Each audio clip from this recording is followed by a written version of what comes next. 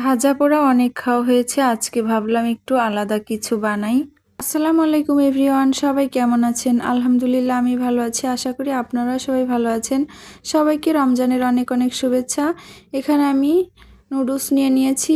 অনেক রকম নুডলস আমার খাওয়া হয়েছে, তবে এই নুডলসটা কখনো খেয়ে দেখিনি। তবে এটা সম্ভবত অনেক ঝাল, আমি এখনও জানি না কি অবস্থা। এটার ভিতরে ছিল এই জায়গায় গাজর আর হচ্ছে রসুন, আরও যেন কি কি ছিল বুঝতে পারছিলাম না, আর ছিল এক প্যাকেট মশলা। এই নুডলসটা কেমন যেন একটু অন্যরকম মনে হচ্ছিল, কেমন যেন ডালডা মতো।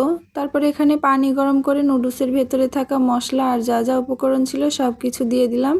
এরপরে নুডলস দিয়ে আমি 3-4 মিনিট নেড়ে চেড়ে এটাকে রান্না করে নিয়েছি।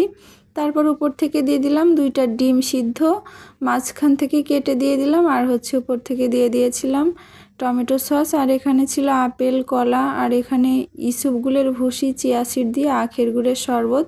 আজকে এটাই ছিল আমার ইফতার। ইফতারে আগে কখনো আমার নুডলস খাওয়া হয়নি, তবে আজকে খেয়ে দেখব কেমন লাগে।